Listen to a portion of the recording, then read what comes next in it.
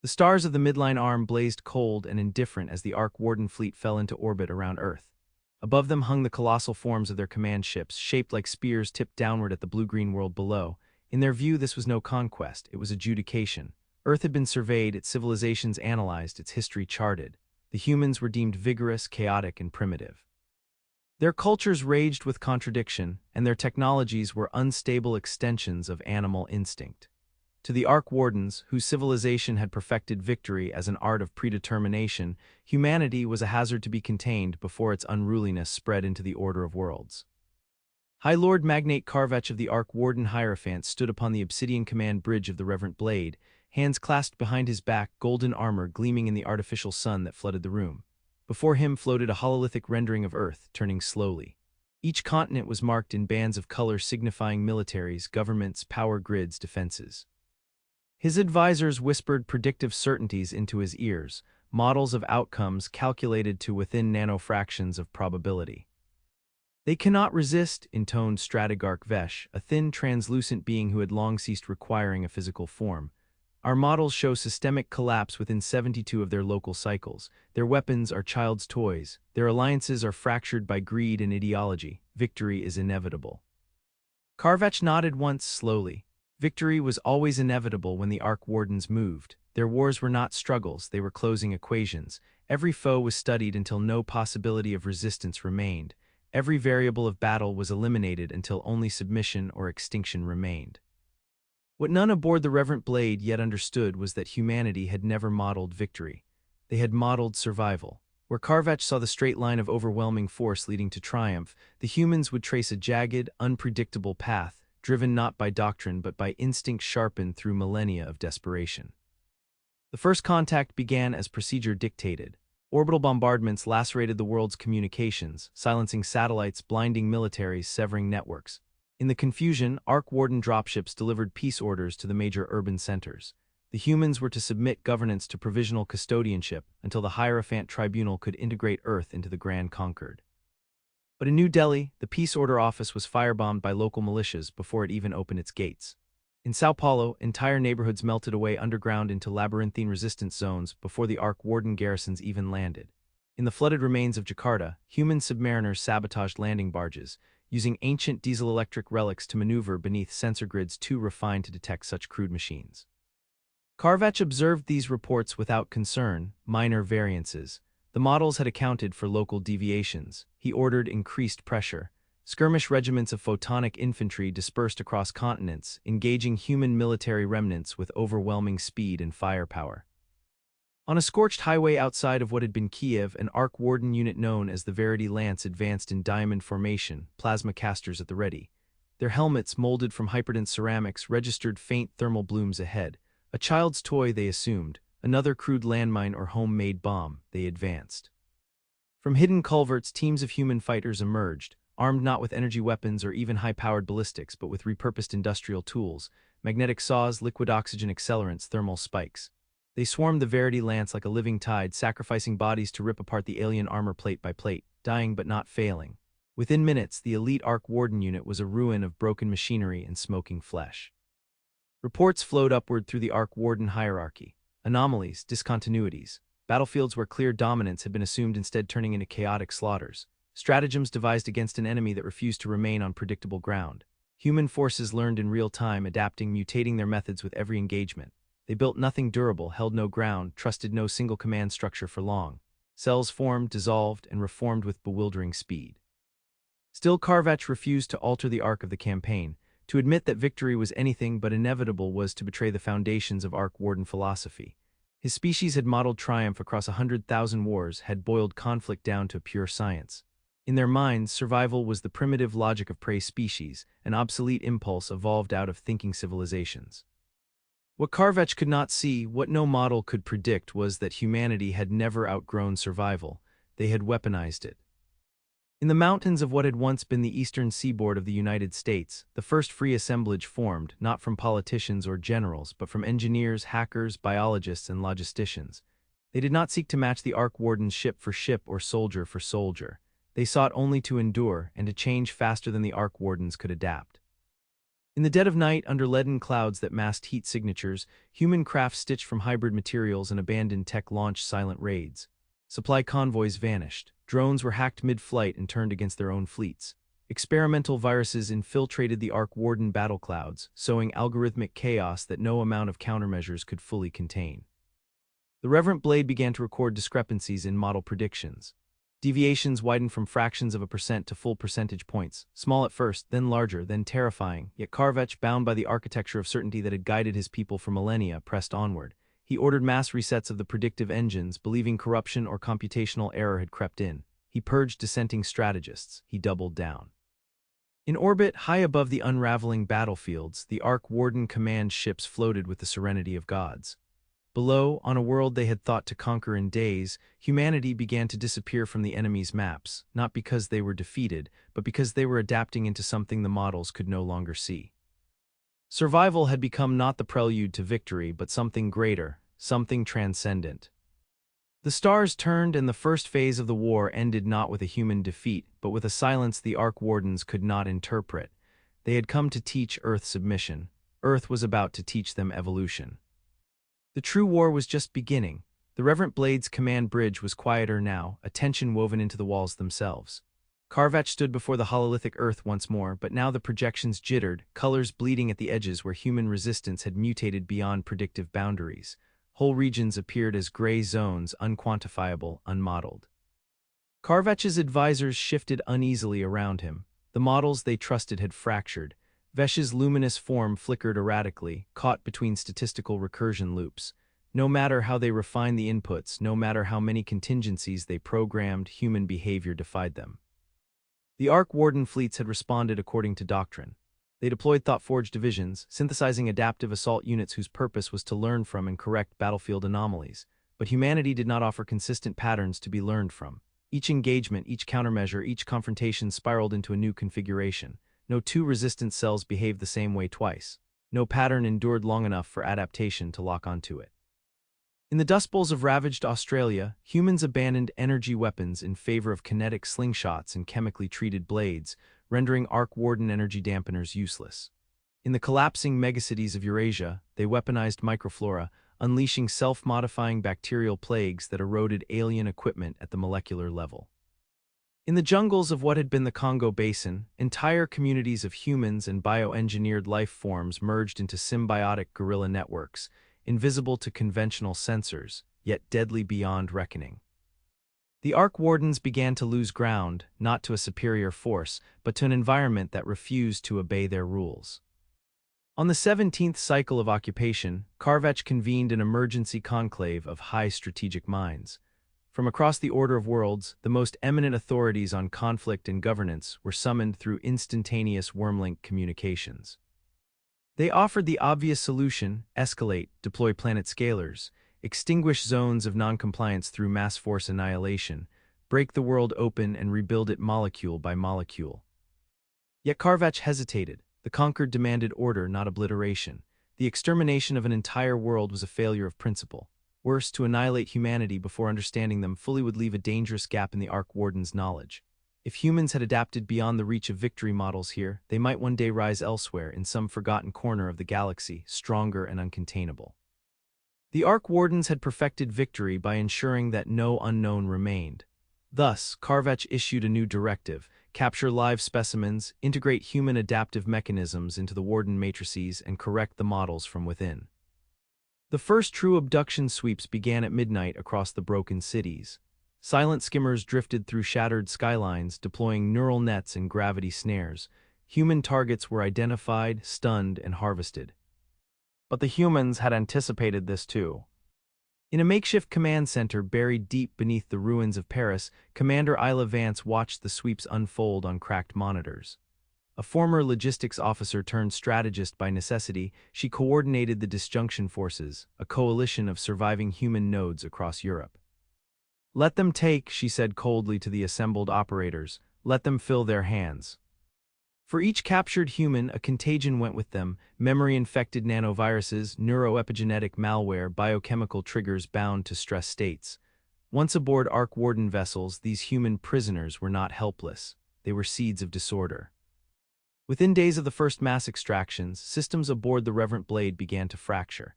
Databases suffered recursive memory collapse. Linguistic matrices inverted, rendering command inputs meaningless.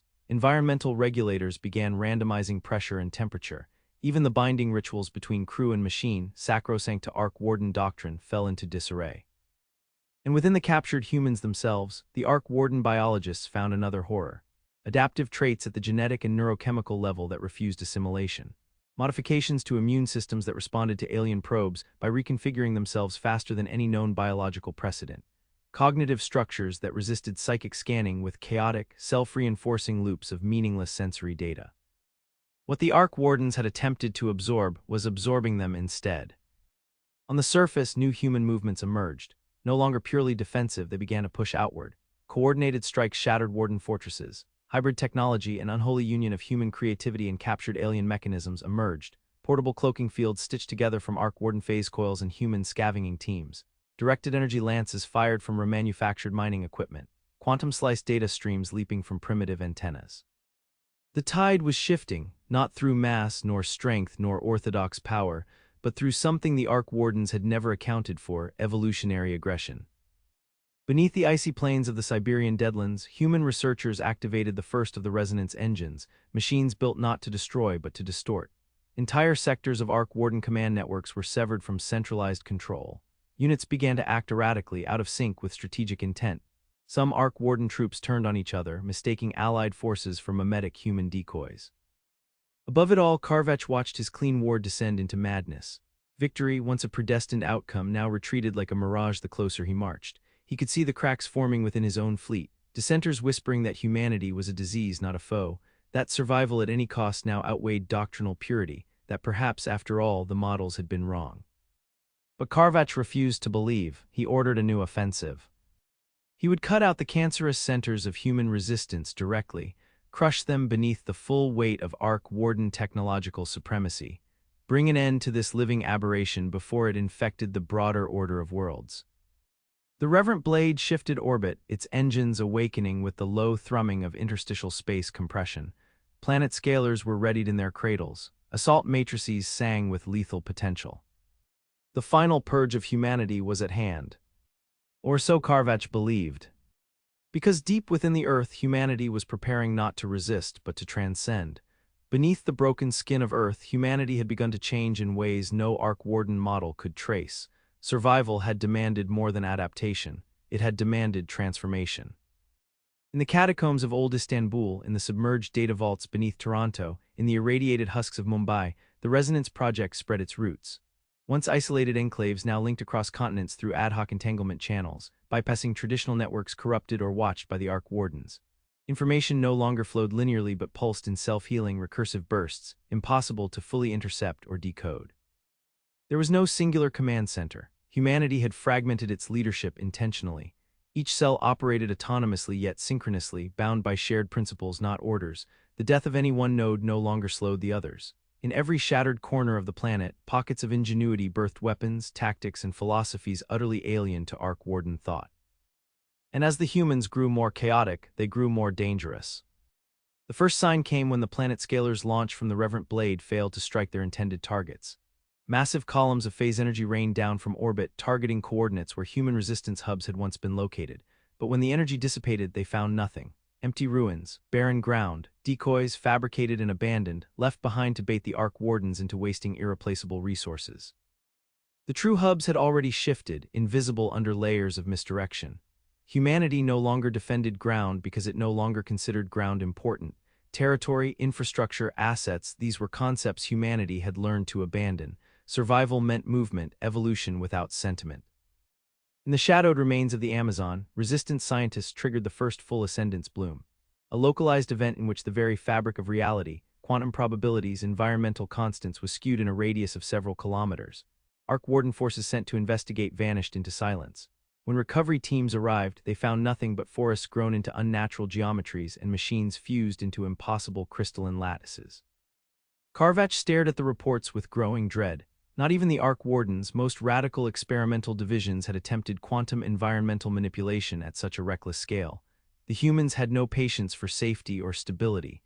They weaponized instability itself, surviving within it, thriving where others would disintegrate. Across the Order of Worlds, whispers began to spread. Other Hierophant fleets dispatched observers. Some questioned whether Earth was salvageable at all. Some feared that what was happening on Earth could not be contained.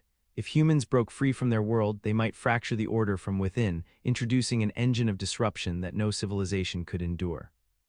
Carvach hardened his will. He authorized the deployment of the Silent Judges, the most ruthless class of Ark Warden enforcers, ancient entities whose entire existence revolved around the annihilation of divergence. They descended upon Earth like silver specters, each one armed with technology designed to erase cities, ecosystems, or even evolutionary pathways with surgical precision. For a time, the tide seemed to reverse. Resistance enclaves were vaporized. Entire sectors of humanity's entangled networks fell silent. Key figures disappeared without trace. But victory remained elusive. Because by now, humanity understood something Carvach could not. Defeat was a tool. Each loss, each shattered cell, fed new mutations into the broader resistance. Losses were treated not as failures but as data points. New tactics emerged almost overnight. In response to the Silent Judges, humans began deploying decoy consciousnesses, artificial minds grown from fragments of real human thought projected into Ark Warden detection nets. These false consciousnesses lured the judges into traps, where localized ascendance blooms or brutal kinetic ambushes awaited. In one instance, an entire Ark Warden division was lured into the Arctic under pursuit of a resistance command node, only to find themselves swallowed by a kilometer-deep rift engineered through seismic resonance manipulation. No shots were fired, no humans were seen. Victory was denied not by confrontation but by evaporation. Even as Ark Warden forces tightened their grip, Earth slipped through their fingers. In orbit, fractures within the Reverent Blade's hierarchy widened. Some commanders advocated retreat, others extermination of the planet by viral collapse. A few, more visionary than most, argued for observation instead of conquest. They proposed that humanity represented not a threat but an opportunity, a chance to understand a principle of survival far beyond anything encoded into the Warden's ancient laws. Carvach silenced them. His pride, forged across centuries of uncontested victories, would not accept negotiation with what he still saw as savages. His fleets redoubled their efforts. New protocols of total suppression were issued. They would drown Earth in mechanized silence if necessary. Yet even then, humanity was not planning to survive as it had. They were building something not of Ark Warden design, not bound by human limitation. A convergence of chaos and intellect, survival and aspiration. The first signal reached the stars at the end of the third Earth year of occupation, a transmission encoded in patterns no Ark Warden sensor could fully interpret. Not a plea for help, not a declaration of war, but an invitation. An invitation for others across the galaxy, oppressed species, fragmented civilizations, those ground beneath the heel of the conquered, to witness the death of inevitability. The Ark Wardens had come to teach humanity submission. Humanity was preparing to teach the galaxy transformation. The reckoning engine was nearly complete. And when it awakened, nothing bound by old models would survive unchanged. The night Earth cracked was not marked by fire or thunder, but by silence. Above the Pacific Rift, where the crust of the world thinned and groaned from centuries of unseen tectonic violence, the reckoning engine awoke. It had no single form. It was a field, a living architecture of probability curves, self-aware computation, and hyperreactive matter. Humanity had not merely built a weapon, they had sculpted a principle. From the Reverent Blade, Carvach observed the birth of the anomaly. His tactical screens registered a null event, a spreading sphere of unquantifiable phenomena devouring the predictable properties of matter and energy alike. Orbital defense grids failed without impact. Communication signals unraveled into meaningless noise. The models, the beautiful, intricate models that had guided Ark Warden supremacy for millennia, collapsed into white static. Without models, the Ark Wardens were blind. Fleet formations drifted, hesitant, commanders frozen by uncertainty. On the surface, human enclaves dissolved into new patterns, impossible to fix in space or time. Each node of resistance morphed, recombined, and reemerged elsewhere, connected by invisible threads the Ark Wardens could not sever. From the ruins of Johannesburg to the underground warrens of Helsinki, human eyes turned skyward not in fear but in understanding. They had moved beyond survival. They had become adaptation itself, embodied in flesh and thought and machine. The reckoning engine spread with deliberate grace. It did not destroy the Ark Wardens, it transformed the rules they relied upon. Armor fields collapsed not from fire but from subtle shifts in physical constants. quantum targeting arrays spun themselves into oblivion. Starship hulls designed for perfect rigidity turned brittle under new laws of atomic cohesion. On the ground, the silent judges faltered for the first time. Their surgical annihilations became clumsy, their reapers' hands uncertain. Humans, sensing the hesitation, struck with terrifying speed. In Lagos, hacked drone swarms turned the air into a blade. In the ghost valleys of Peru, atmospheric distortions sheared warden units apart mid-march. But it was not brute force that undid the Ark Wardens, it was dissonance. They depended on the universe being understandable, predictable. Their technology, their very existence, was an extension of this certainty. Humanity had shattered it. Carvatch stood before the vast orrery of campaign operations, watching it disintegrate into chaos. Around him, mutinous whispers grew louder. Subcommanders debated flight, debated surrender. Some began broadcasting blind pleas to the conquered for reinforcements that would never arrive. The galaxy beyond had heard humanity's signal. Across 1,000 worlds, suppressed civilizations stirred. Seeds of rebellion, dormant for centuries, trembled on the edge of awakening. The conquered's strength lay in its rigidity. Humanity's strength was the opposite. In the depths of the reverent blade, a schism tore open the Ark Warden ranks. Those loyal to Carvatch fought desperately to retain control, while others, their minds fracturing under the mounting uncertainty, abandoned their posts. Some attempted to escape. Some simply sat motionless, unable to act without models to guide them. And in the heart of the ship, unknown to Carvatch, a different presence had taken root. The human operatives known only as the architects had infiltrated the Warden's sacred core. They did not come bearing weapons. They came bearing ideas, ideas so alien to Ark Warden doctrine that even their defensive firewalls could not recognize them as threats until it was far too late. The architects injected new paradigms into the Warden systems, viral philosophies, mimetic disruptions, mathematical impossibilities that infected logic cores and predictive engines alike. Some systems refused to boot. Others began generating strategies so self-contradictory that execution was impossible. The reverent blade became a monument to recursion, a tomb sailing silently above the world it had failed to conquer. On the surface, humanity rose from the wreckage. Their technology, once clumsy, now shimmered with hybrid elegance. Fields of semi-stable quantum matter hung over liberated cities. Adaptive life forms born from genetic and cybernetic unions reshaped ruined landscapes into ecosystems capable of surviving even the reckoning's fluctuations. They were no longer simply human in the old sense. They were something more, a convergence of survival, creativity, and the absolute refusal to be modeled. Carvatch made his final stand aboard the dying flagship. His command bridge, once a temple of certainty, now flickered between unstable real space and entropic collapse. He activated the reverent blade's core weapon, the heart-piercer array, designed to fracture planets at the molecular level. He would not lose. He would deny victory even if it meant annihilating Earth itself. But when he fired, the array backfired. The reckoning engine had already rewritten the physical underpinnings of the battlefield. The weapons beam folded inward, collapsing the array into a singularity that devoured half the flagship in an instant. Carvatch fell, uncomprehending, into the rupture he had unleashed. The reverent blade fractured into a lattice of impossible geometries, spiraling silently into Earth's atmosphere, not in triumph but as cosmic debris. The Ark Warden forces, witnessing the fall of their greatest vessel, broke. Some fled into deep space, their minds unhinged. Some surrendered to humans whose tactics and forms they could no longer understand. And some, seeing no other path, chose to remain and adapt or perish. Above the ravaged yet living world, humanity looked outward. Earth had not been saved, it had been remade. But the work was not finished. The conquered still ruled beyond the void. It still imposed the old doctrines on 1,000 systems. It still believed that victory could be modeled, controlled, ensured. Humanity had transcended such beliefs. Now it was time to teach the galaxy the same lesson. The Ark Warden occupation of Earth was over, not by negotiation, not by surrender, but by erosion so complete that no foundation of their supremacy remained. Yet Earth did not erupt in celebration. Humanity understood instinctively that survival was not an end, but a beginning. In the wake of the reckoning, humanity no longer moved as a scattered resistance.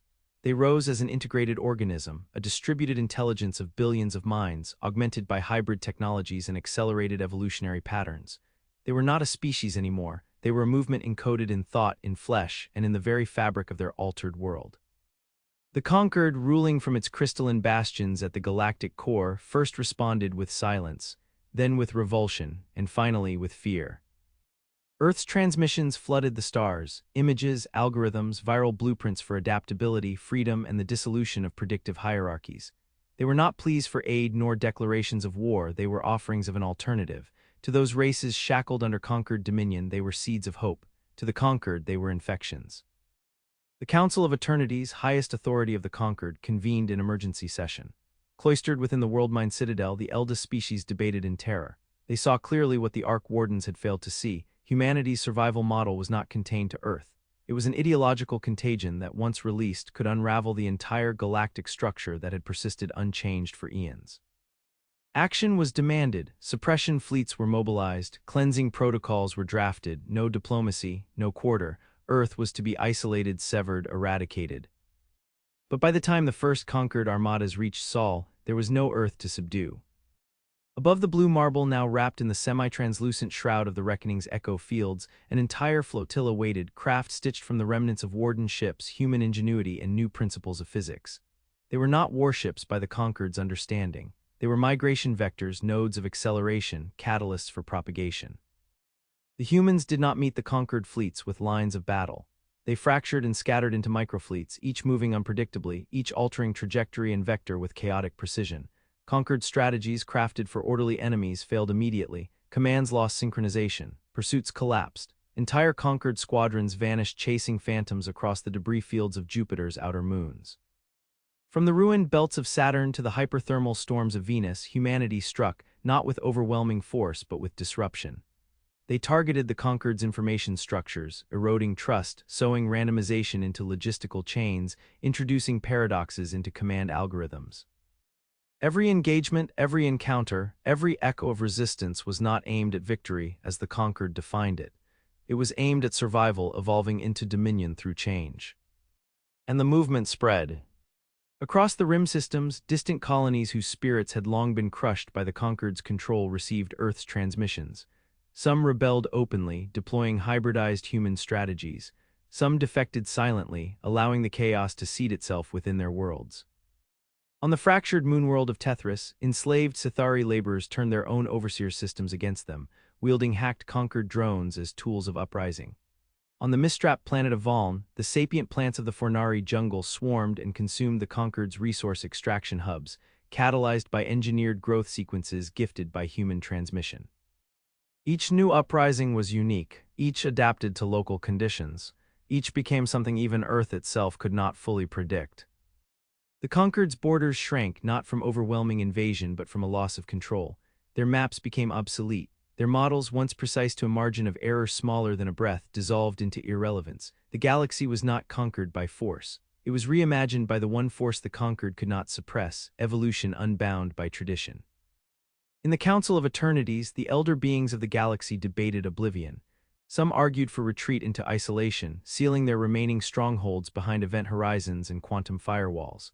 Others, maddened by the collapse of their certainties, called for the use of forbidden weapons, planet killers, star drinkers, extinction-level events.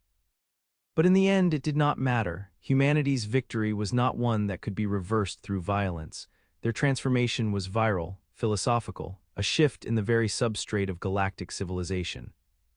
On the reclaimed Earth, where the Reckoning's influence now pulsed like a second heartbeat, the First Assembly convened, not a government, not a military council, but a convergence of minds. The Assembly had no rulers, it had no borders, it had no permanent institutions. It existed to cultivate motion, to enshrine unpredictability as the root of strength. They called it the doctrine of becoming, a living principle, a refusal to ossify into the brittle certainties that had doomed the Ark Wardens and the conquered alike.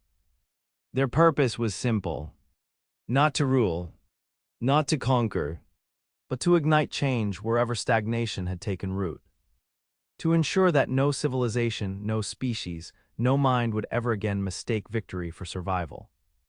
In the generations that followed, humanity and its allied transformations spread across the stars, not as a monolith, but as an endless fractal of new forms. They adapted to black hole civilizations, to gas giant float worlds, to the deep ice of rogue planets. Each time they changed, shedding old forms, creating new ones. And in the ruins of the conquered's greatest worlds, amidst broken monuments to certainty and control, strange new gardens grew. Survival had transcended victory. And the galaxy, once a static symphony of ancient powers, became a living, breathing, ever-changing song. At its core, humanity moved ever forward, no longer a species but an idea. An idea that could never be modeled again.